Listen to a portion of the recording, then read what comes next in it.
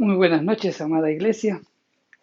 Hoy, miércoles 29 de septiembre, pues realizamos nuestro culto habitual de los días miércoles. Ah, es para nosotros grato, es para nosotros también sentir la alegría de poder comunicarles de que nuestros servicios presenciales pues los reiniciamos este domingo 3 de octubre. Eh, Estamos gozosos, estamos expectantes también de esta fecha. Eh, Será un tiempo en que nos podamos reencontrar con muchos después de un año y medio. Si bien es cierto, hemos estado conectándonos a través de las redes sociales, pero en muchos casos un buen tiempo no nos hemos visto, ¿verdad?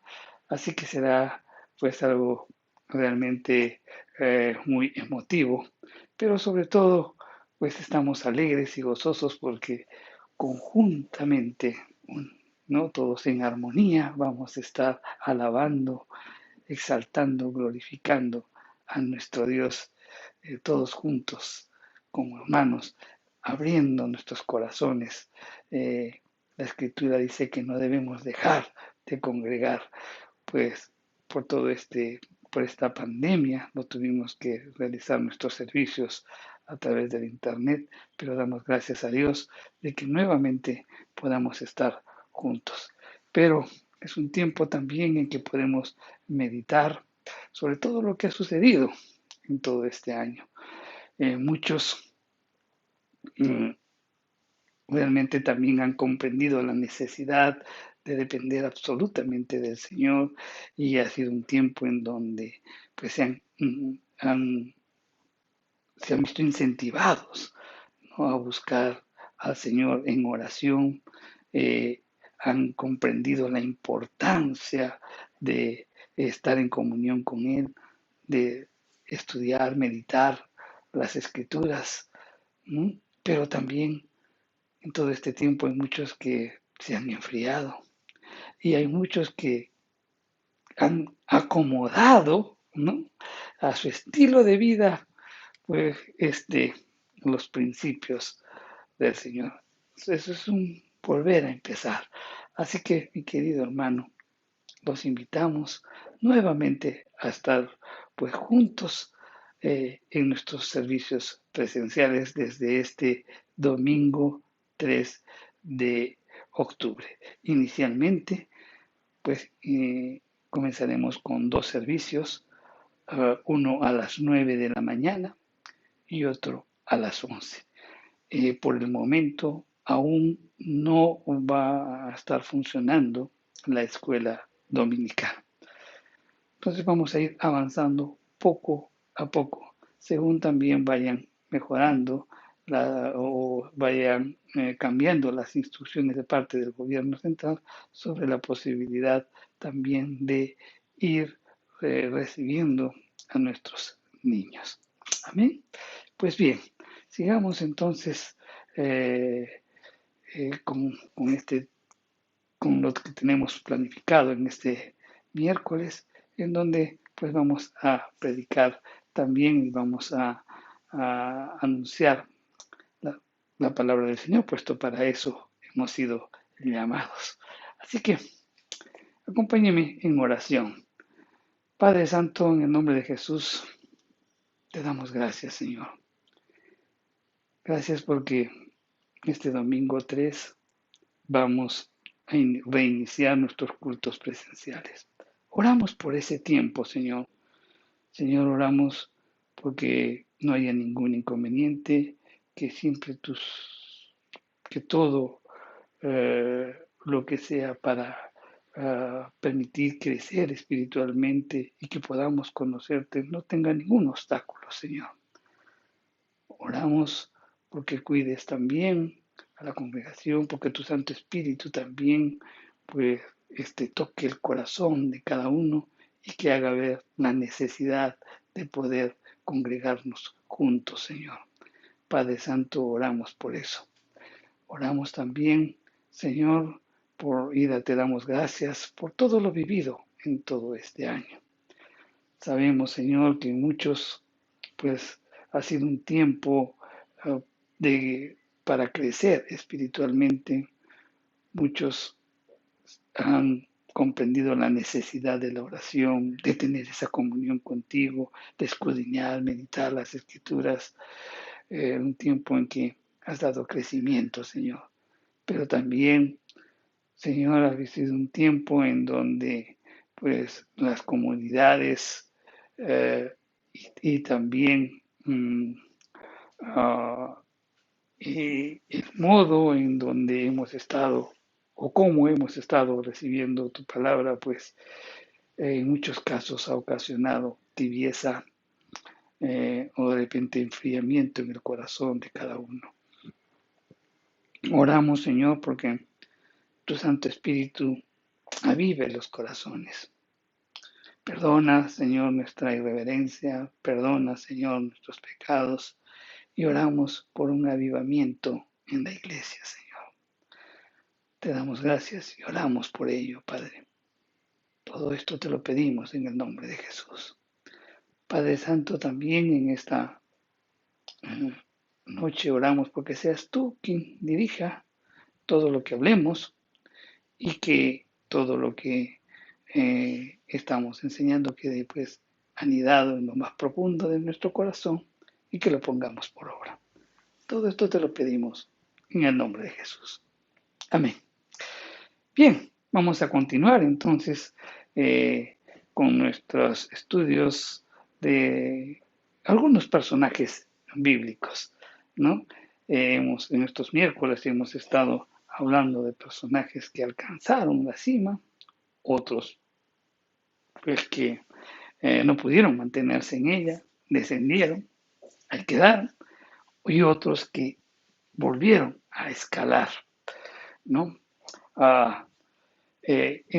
Son enseñanzas que debemos aprender, son enseñanzas que nos invitan a reflexionar sobre cómo estamos actuando. Entonces, para empezar este mensaje, vamos a repetir lo que hemos estado diciendo antes de iniciar el mensaje durante todos estos miércoles. Y es que lo que estábamos resaltando aquí es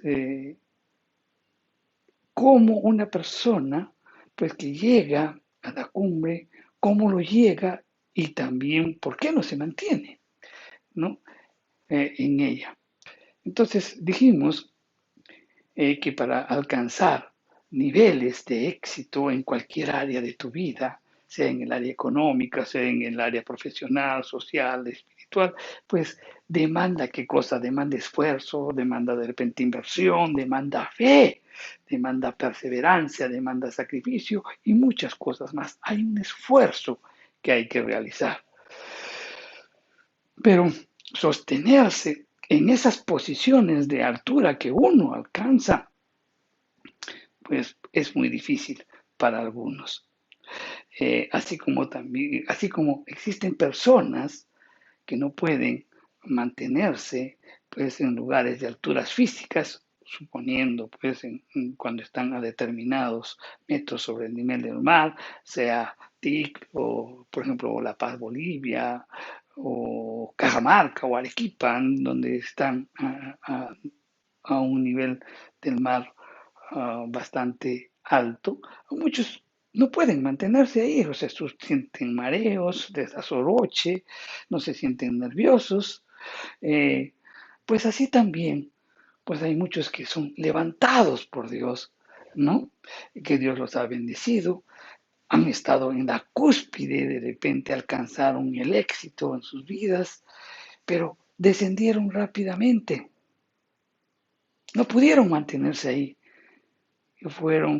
y todo fue arruinado pues por hábitos, por vicios, por errores y por pecados. Hemos visto algunos ejemplos bíblicos de personajes que fueron levantados, alcanzaron la cúspide y se mantuvieron en ella. Hemos hablado del caso de José, de Job, de Josué, de Josafat, de Josías y de Daniel. Personas que fueron levantados y se supieron mantenerse ahí. También hemos visto casos en donde lamentablemente algunos no pudieron mantenerse en la cumbre y descendieron rápidamente. Ese descenso fue por muchos motivos. Hemos hablado como el caso de Saúl, hemos visto el caso de Salomón, del rey Asa, del rey Usías y también de uno de los jueces, ¿no? De los principales jueces, eh, como el caso de Sansón, ¿verdad? Ok, eh, en la revisión de la vida de estos personajes, hemos dado pues, no ha sido el propósito resaltar pues toda la vida biográfica de todos ellos, sino hemos dado pinceladas acerca de la vida de estas personas. Hemos observado, más bien, hemos meditado sus experiencias, sus errores, los tratos que Dios tuvo con ellos, ¿no? También hemos visto sus cualidades, hemos visto sus virtudes que les permitieron alcanzar el éxito y que debemos tomar en cuenta.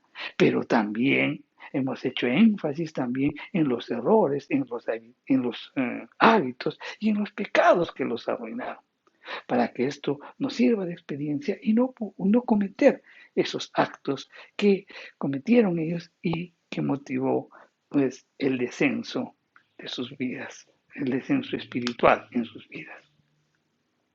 Hay varios personajes en el Antiguo Testamento que realmente fueron verdaderos alpinistas, supieron escalar, ¿no? Eh, hombres, hombres que realmente fueron verdaderos alpinistas espiritualmente, ¿no?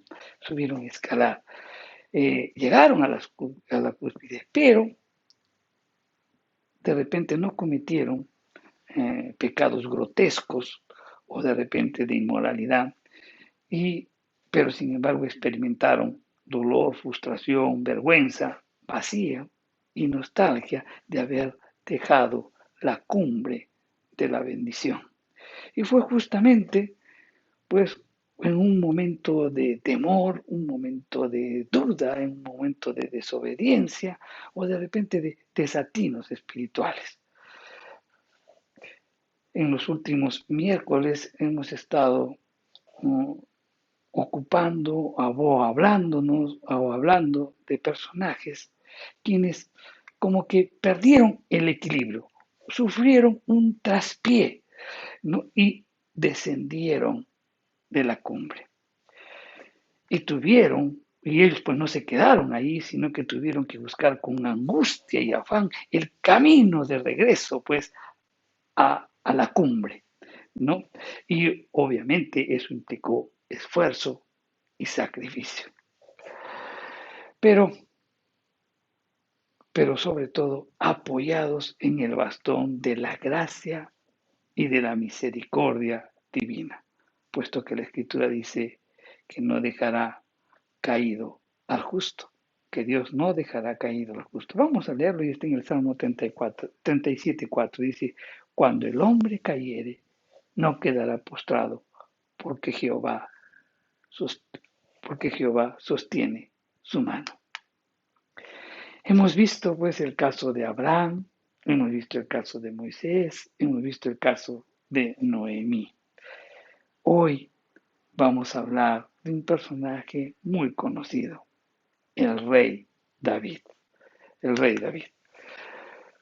No vamos a entrar, como dijimos inicialmente, en detalles sobre la historia biográfica del rey David. Tenemos que centrarnos en lo que hemos estado indicando anteriormente, en que, pues, cómo llegó a la cumbre y después por qué descendió y cómo volvió a subir, porque ahí justamente está lo que debemos aprender y vamos a aprender en este personaje. La mayoría de los que han leído la Biblia o aquellos que tomaron una decisión por Cristo conocen muy bien la vida de David. Él fue un joven visionario, un joven talentoso, esforzado y muy valiente. Desde muy temprana edad se propuso pues escalar cimas hasta alcanzar la cumbre. Desde muy temprana edad podemos ver que él peleó con fieras del campo, venció al gigante Goliat, a pesar pues de que había un escepticismo de parte del rey Saúl, ¿no? Él venció ejércitos, conquistó pueblos, ciudades y reinos. Ganó también el aprecio y la admiración de multitudes. Él fue un gran militar, un buen salmista y un buen adorador. Paso a paso. Miren todo lo que él hizo, pero lo hizo con fe y con temor de Dios. Y él escaló todas esas montañas, escaló todas esas cimas hasta que llegó a la cumbre, a lo máximo. Llegó a ser el rey de Israel. Ahora, siendo el rey en esa posición de altura, en esa posición de, por ejemplo, de éxito, podríamos decir, espiritual, cuando él, siendo rey, él se mantuvo pues piadoso, íntegro, adorador, justo y temeroso por varios años. Él era un buen alpinista, pero los alpinistas, cuando vemos en muchas películas que los alpinistas comienzan a escalar, de repente, inesperadamente, se les presenta una grieta, un obstáculo, ¿no? Que los ponen en peligro de muerte y caen y descienden. Eso les pasa hasta a los mejores alpinistas. Y eso le pasó al rey David. Un poco de ocio, una mirada apasionada, un pensamiento incontrolado, pues agitaron la mente y su corazón, permitiendo pues que acepte un deseo incontrolado y que pues lo llevara a una acción incorrecta. Y esa acción incorrecta lo llevó a un pecado y a otro pecado y así sucesivamente. Pecado tras pecado. David, pues, como dijimos, al igual que cualquier alpinista, pierde el equilibrio y el control de las alturas, y este ungido rey descendió asombrosa y velozmente cuesta abajo, hasta quedar lastimado, hasta quedar sangrando en la pie de esa cuesta. ¿Por qué lo decimos? Vamos, cómo expresa David en la situación en la que se encontraba después después de tener ese traspié.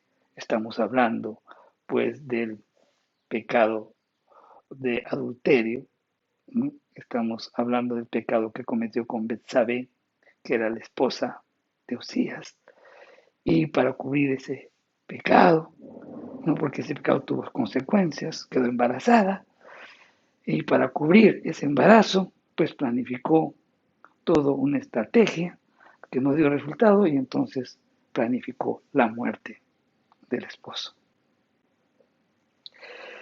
Ese pecado lo llevó a descender rápidamente, cuesta abajo, y él quedó pues lastimado y sangrando, como quien dice, al pie de la cumbre, o al pie de la cuesta, o al pie del, de lo que, del monte que estaba escalando. En el Salmo 32, los versos 3 y 4, nos dice, perdón, mientras callé, se envejecieron mis huesos en mi gemido todo el día, porque de día y de noche se agravó sobre mí tu mano, se volvió mi verdor en sequedades de verano. Cuando leemos la primera parte del Salmo 38 también como que expresa el dolor de aquella trágica caída. Vamos a leerlo. Está en el Salmo 38, los versos del 3 al 6, y vamos a ver cómo se encontraba David después de ese pecado. Dijo, nada sano hay en mi carne a causa de tu ira, ni hay paz en mis huesos a causa de mi pecado, porque mis iniquidades se han agravado sobre mi cabeza, como carga pesada se ha agravado sobre mí. Hieren y supuran mis llagas a causa de mi locura. Estoy encorvado, estoy humillado en gran manera, ando enlutado todo el día. Así se encontraba el rey David después de su pecado. Ahora bien, con ese pecado, él manchó su vida, afectó su comunión con Dios, afectó su reinado y también lastimó a su familia.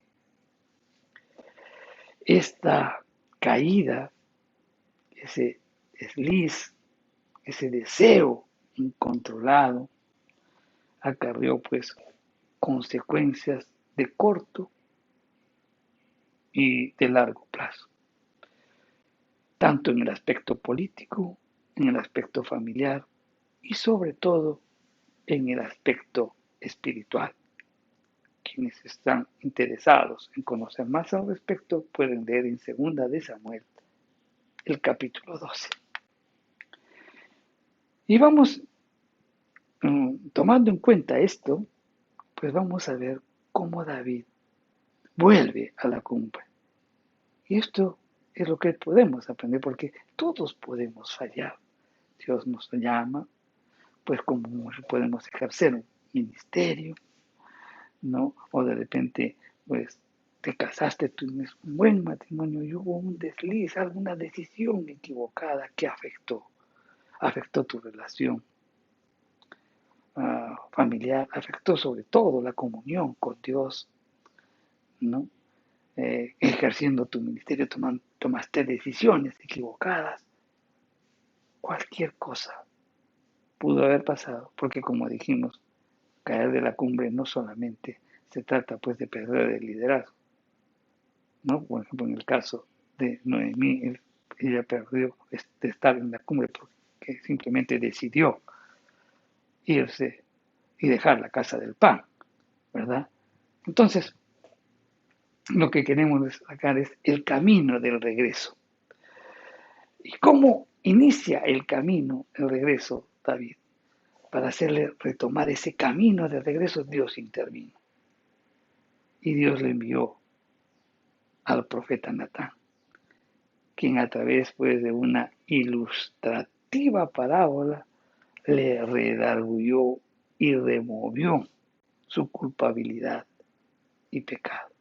Donde dice, le cuenta una parábola en donde dice, había un señor que tenía muchas ovejas, refiriéndose a él, y había uno que tenía solo uno, refiriéndose a Usías, en donde tenía solo una esposa, él tenía varias, pero y el profeta le resalta y le dice, ¿no?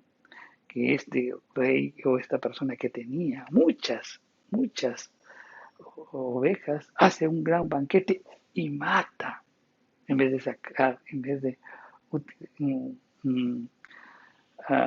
matar a una de sus ovejas para atender a los demás, mata a la oveja del que solo tenía uno. ¿No? Entonces David se enciende y le dice, ese hombre ha hablado correctamente, tiene que pagar 4 veces el valor de la oveja, queriendo aparentar una justicia, ¿no? Que él no la tenía. Entonces el profeta lo pongo y dice, ese hombre eres tú. Dios te dio todo y codiciaste lo que otro solo tenía, su esposa. Lo confrontó, lo derraguyó, removió su culpabilidad, removió su pecado. Entonces David clamó y dijo, he pecado contra Jehová. Cuando él reconoce y confiesa su pecado, el profeta pues te dio el mensaje de parte de Dios, un mensaje restaurador. En 2 Samuel 12:13 dice, entonces David dijo a Natán, pequé contra Jehová. Y Natán le dijo a David, también Jehová ha remitido tu pecado, no morirás. Con este mensaje de esperanza, él se vuelve pues a un profundo arrepentimiento y tomó la fatigosa pero esperanzadora cuesta que lo llevaría de nuevo a la cumbre. Y ese camino de regreso lo podemos observar en el Salmo 51. Este salmo no solamente expresa pues el profundo deseo de restauración que quería David, sino también nos muestra 7 pasos o peldaños que le ayudaron al rey a recuperar su nivel espiritual. Entonces vamos a revisarlos.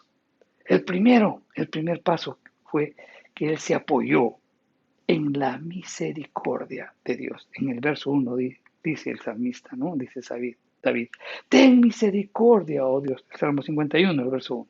Dice, ten misericordia de mí, oh Dios, conforme a tu misericordia, conforme a la multitud de tus piedades, borra mis rebeliones. ¿Qué pasaba con David? David había adulterado, había mentido, había derramado sangre para ocultar su pecado. Por tanto, él sabía que no tenía ningún mérito para acercarse a Dios y que solamente lo podía hacer si él apelaba a ese precioso atributo de nuestro Dios llamado misericordia. Porque a través de esa misericordia pues expresa la ternura y la compasión divina en el cual se duele por el fracaso humano. David sabía que no había mérito para acercarse, entonces apela a la misericordia de Dios. Primer paso. Segundo paso, él reconoció su pecado. En el Salmo 51, los versos 3 y 4 dice, porque yo reconozco mis rebeliones y mi pecado está siempre delante de mí. Contra ti he pecado y he hecho lo malo ante tus ojos.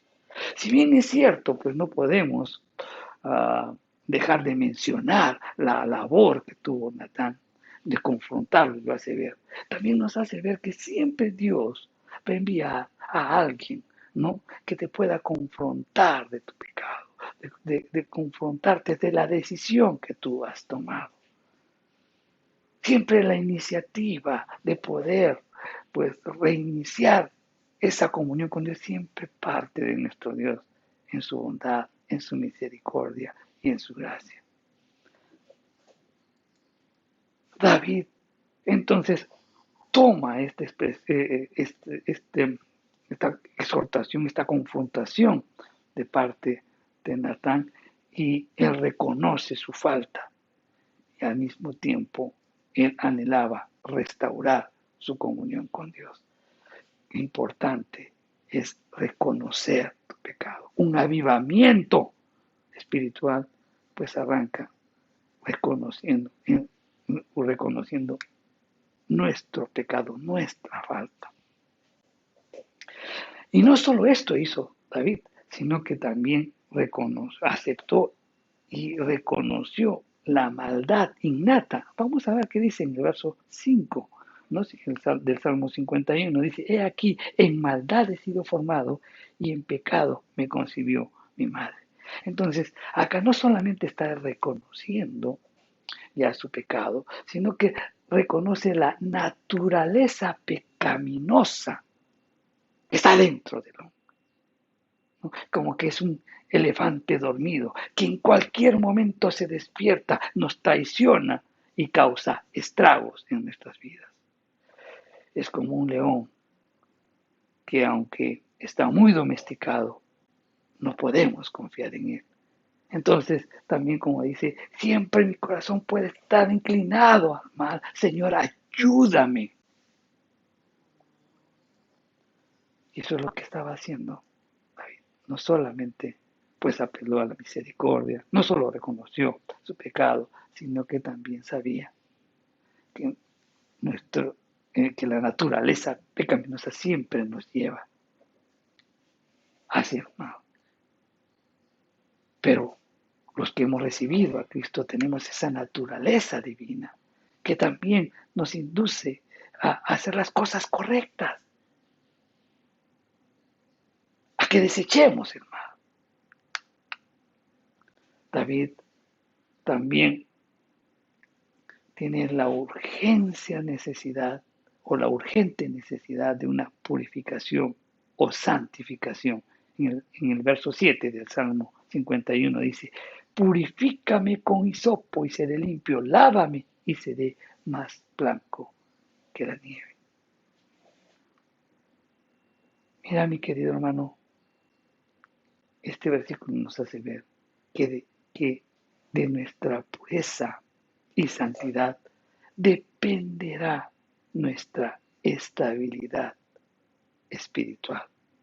Necesitamos ser limpiados y lavados todos los días, mi querido hermano, en lo más profundo de nuestro ser. Sobre todo cuando hemos pecado. ¿Por qué? Porque nos hemos manchado y nos hemos contaminado de ese olor nauseabundo que produce el pecado. Cuando nosotros tomamos una decisión por Cristo, nuestros pecados son perdonados, somos lavados, pero mientras estamos transitando en esta vida, continuamente pues caemos. Por eso la importancia de revisar nuestro corazón todos los días y pedir perdón al Señor. Miren, en el Antiguo Testamento habían dos sacrificios de animales que se hacían en la mañana y en la noche. Uno en la mañana, cuando bordeaba el día, ¿no? Y otro en la noche. En la noche, ¿y eso qué simbolizaba? Pues pedir la dirección del Señor, su gracia, su misericordia, su bondad, que te acompañe todo el día. Pero por otro lado, necesitamos limpiarnos de todas las malas decisiones que hemos tomado, que el pecado que muchas veces hemos cometido y que no nos damos cuenta. Por eso es necesario que también revisemos nuestras vidas todos los días. Por eso es que Jesús, cuando le lava los pies a sus discípulos, eh, Simón Pedro no quiere que le laven los pies y le dice, Simón, y Jesús le contesta a Pedro y le dice, si no te lavo no tienes parte conmigo. Entonces él le dice, no, Señor, lávame completamente. Y él le dice, no, los que son lavados no necesitan más que lavarse los pies. O sea, tú cuando tomas una decisión por Cristo ya fuiste perdonado, pero en tu caminar siempre necesitamos estar a cuentas con el Señor. De nuestra pureza y de nuestra santidad dependerá nuestra habilidad espiritual. Cuando tú reconoces tu pecado, entonces eso te llevará a no volverlo a cometer. Pero si tú no lo identificas, se te convierte en parte de tu vida. También, pues, David expresa que necesitaba una limpieza de corazón. En el verso 10 del Salmo 51 dice, crea en mí, oh Dios, un corazón limpio y renueva un espíritu recto dentro de mí. El corazón del hombre, mi querido hermano, es engañoso y perverso, más que todas las cosas. En el corazón se esconden los pensamientos, los sentimientos, las motivaciones y las intenciones. Y el único que las conoce firmemente es el Señor. Él es el único que llega al corazón de los hombres.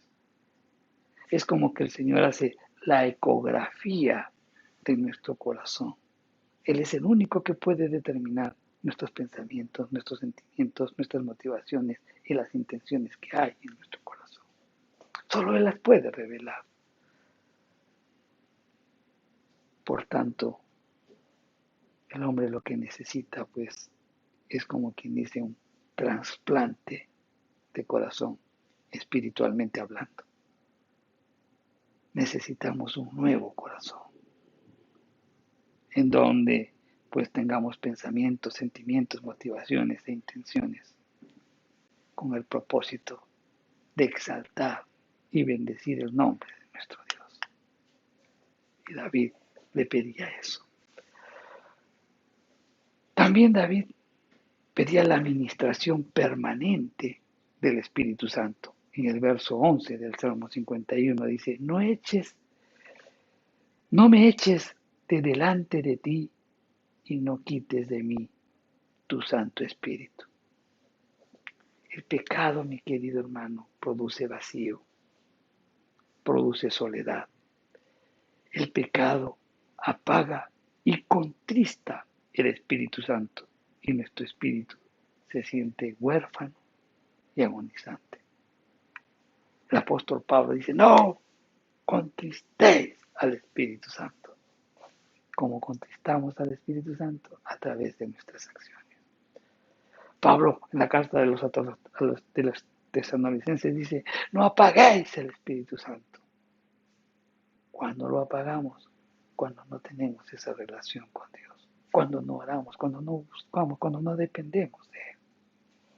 Mi querido hermano, no puedes subir la cuesta de la restauración sin restaurar nuestra comunión con el Espíritu Santo. Miles y miles han intentado volver a la cumbre en sus propias fuerzas y no lo han logrado. Y por último también, David pues expresa el gozo de su salvación. En el verso 12 del Salmo 51 dice, vuélveme el gozo de tu salvación y su espíritu noble me sustente. El pecado, mi querido hermano, quizás no nos haga perder a corto plazo la salvación, pero sí nos hace perder la comunión con Dios, nos hace perder la paz, nos hace perder el gozo que produce pues el estar en contacto, en armonía con Dios. El pecado produce culpa y la culpa condenación.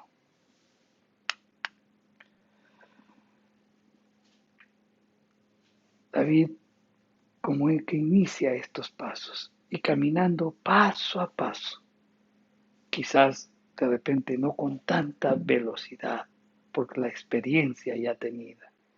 Entonces él comienza a pisar, pues tranquilamente, reposadamente comienza a subir, descansando tal vez en cada uno de estos peldaños. Y él llegó nuevamente a la cumbre. Llegó el salmista y al rey a la cumbre. Y desde ahí, en la cumbre, él dice, bienaventurado aquel cuya transgresión ha sido perdonada y cubierto su pecado. Porque nuevamente él estuvo en la cumbre. Y él estando en la cumbre, él quería hacer dos cosas que son la razón y el sentido de todo cristiano. ¿Qué quería hacer? Pues enseñar a los pecadores el camino de la salvación y al mismo tiempo adorar a Dios en espíritu y en verdad.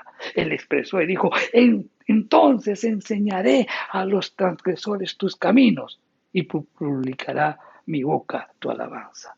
Entonces aquí vemos que ya estando teniendo esa experiencia de derrota y cómo Dios nuevamente lo levanta. Entonces Él quiere enseñar el camino de salvación y al mismo tiempo enseñar cómo adorar en espíritu y en verdad al Señor. Y esa es la razón de todo cristiano. Muchos creen que en la caída no hay esperanza, pero no. Dios te levanta y vas a ser tremendamente utilizado también. Pero sobre todo, tienes que tomar en cuenta pues aquellos pasos que dio David. Él estando en esa cumbre, nuevamente en la cumbre, compuso muchos salmos. Y lo que más resalta en esos salmos, pues es la misericordia de Dios. Casi todos sus salmos, pues tienen esa nota, hablar sobre la misericordia de Dios. Él pudo decir, por ejemplo, unges mi cabeza con aceite y mi copa está rebosando. Él confesó en la cumbre con seguridad que Jehová cumpliría su propósito en él.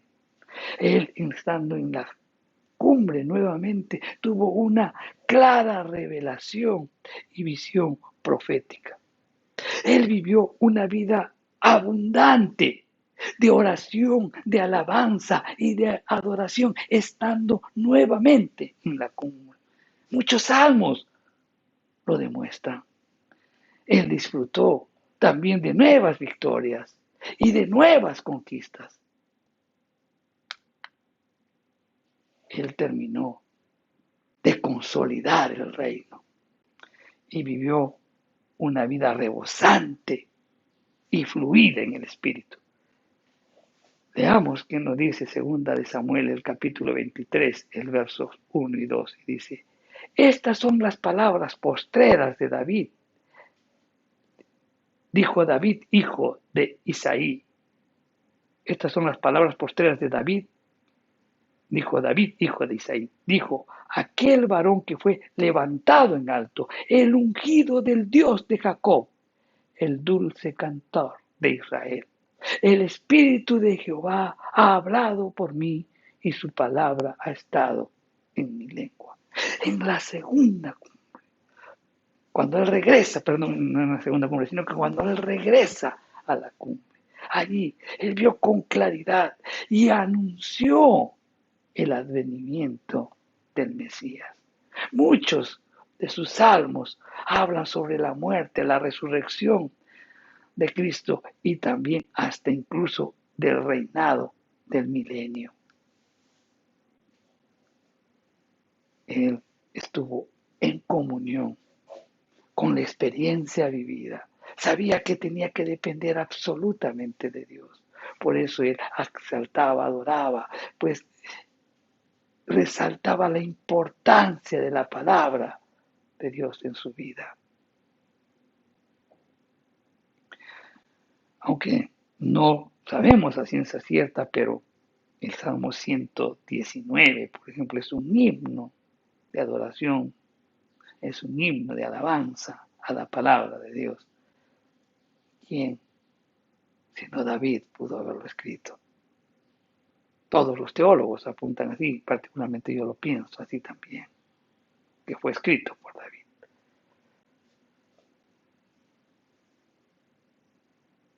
En Primera de Crónicas 29-28 dice, y murió en buena vejez, lleno de días, de riquezas y de gloria. Él ya estando en la cumbre aprendió a mantenerse hasta su vejez. Las escrituras siguen reconociendo a este hombre como el hombre conforme al corazón de Dios, de cuyo linaje nació el Mesías, el Salvador del mundo. Bien, mi querido hermano, hemos visto la vida de David, que aprendemos. Él tuvo un desliz en su vida, un pecado que lo llevó a descender, pero él apeló a la misericordia, a la gracia, reconoció su pecado, reconoció su naturaleza pecaminosa. Sabía que sin el poder del Espíritu Santo no podía hacerlo. Necesitaba un nuevo corazón. Necesitaba pureza, santidad.